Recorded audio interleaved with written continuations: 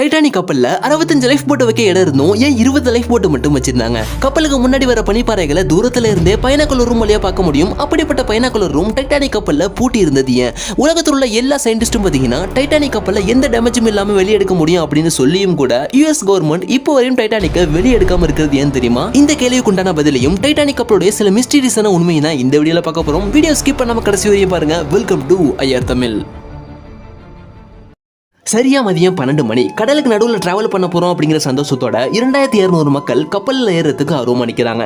இப்போ நான் சொல்றது 1997 வந்த டைட்டானிக் மூவி கிடையாது, 1912 நடந்த உண்மையான டைட்டானிக் சம்பவம். டைட்டானிக்கோட ஓனர் பார்த்தீங்கன்னா கப்பலுடைய முதல் பிரயாணத்திலேயே இந்த கப்பலை கடவுளே நினைச்சாலும் ஒன்றும் செய்ய முடியாது அப்படின்னு சொல்லியிருக்காராம்.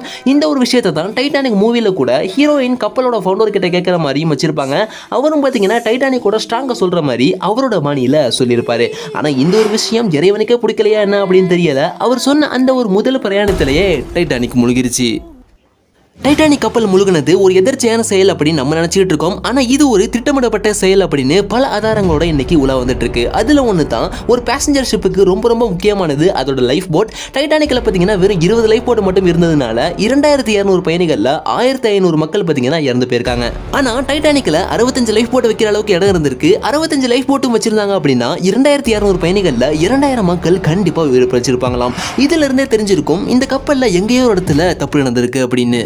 ஒரு கப்பல் இரவு நேரத்தில் போயிட்டு இருக்கும்போது அதற்கு எதிரே திடீர்னு ஒரு கப்பலோ இல்லை ஒரு பனிப்பாறையா வந்துருச்சு அப்படின்னா உடனே நிப்பாட்ட முடியாது. காரணம் கப்பலுடைய வேகம் அந்த மாதிரி இருக்கும். இதுக்காக தான் தூரத்திலே என்ன வருது அப்படிங்கிறத பார்க்கறதுக்காக கப்பலுடைய மேற்பகுதியில் பார்த்தீங்கன்னா பைனாக்குலர் ரூம் அப்படின்னு ஒன்று வச்சிருப்பாங்க. அங்க இருக்கிற ஒரு ஆஃபீஸர் பார்த்தீங்கன்னா பைனாக்குலர் வழியா பனிப்பாறை வரதை பார்த்த உடனே மெயின் பைலட்டுக்கு இன்ஃபார்ம் பண்ணுவாரு. அவர் பார்த்தீங்கன்னா இன்ஜின் ஏரியாவுக்கு கப்பலுடைய வேகத்தை குறைக்க சொல்லி இன்ஃபார்ம் பண்ணுவாரு. ஆனா அப்படிப்பட்ட பைனாக்குலர் ரூமே பார்த்தீங்கன்னா டைட்டானிக்ல பூட்டி இருந்திருக்கு. காரணம் பார்த்தீங்கன்னா பைனாக்குலர் ரூம் ஆஃபீஸர் பார்த்தீங்கன்னா பிரயாணத்துக்கு முந்தின நாள் லீவ் போட்டிருக்காராம். கேட்கவே காமெடியா இருக்குல்ல. இப்பதான் உங்களுக்கு சந்தேகம் மேல ஆரம்பிச்சிருக்கும். முதல் பிரயாணத்திலேயே எப்படி முக்கியமான பைனாக்குலர் ரூம்ல உள்ளவர் சாவி எடுத்துட்டு லீவ் போட்டிருப்பாரு அப்படின்னு. இதெல்லாம் ஒரு விஷயமா? வேற யாராச்சும் பைனாக்குலரை வச்சு பார்த்துக்கலாம்ல அப்படின்னு கேட்பீங்க. டைட்டானிக்ல அப்படிதான் நடந்திருக்கு. பைனாக்குலர் ரூம் பூட்டிருக்கு அப்படின்னு மெயின் பைலட்டே பார்த்தீங்கன்னா அவருடைய கேபின்ல இருந்து பைனாக்குலர்ல வாட்ச் பண்ணிட்டு இருந்திருக்காரு.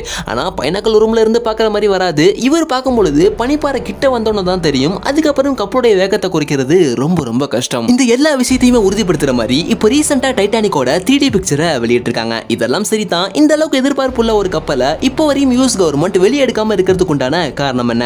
நீங்க சொல்லலாம் 100 வருஷமா கடல் தூரல ஊறி இருக்கிற கப்பலை பார்த்தீங்கன்னா வெளியெடுக்கும் பொழுது அது சுக்குநூறா போகிறதுக்கு வாய்ப்பு இருக்கு அப்படின்னு. உண்மைதான். ஆனா எந்த ஒரு டேமேஜும் இல்லாம வெளியெடுக்க முடியும் அப்படின்னு இப்போ உள்ள விஞ்ஞானிகள் எக்கச்சக்க ஐடியா சொல்லியிருக்காங்க. ஆனா அதை எதையுமே பொருட்படுத்தாம யூஎஸ் கவர்மெண்ட் இப்போ வரையும் அந்த கப்பலை கடலுக்குள்ளேயே பத்திரமா வச்சிருக்கு. மக்கள் மத்தியில பேசப்படுறது என்ன அப்படின்னா அமெரிக்க கவர்மெண்ட் இப்போ வரையும் அந்த கப்பலை வெளியெடுக்காம இருக்க காரணம் அது முதல்ல டைட்டானிக் கப்பலே கிடையாது அப்படின்னும் டைட்டானிக் கூடவே தயாரிக்கப்பட்ட ஒலிம்பிக் அப்படிங்கிற கப்பல் தான் முழுகி இருக்கு அப்படின்னு சொல்லப்படுது.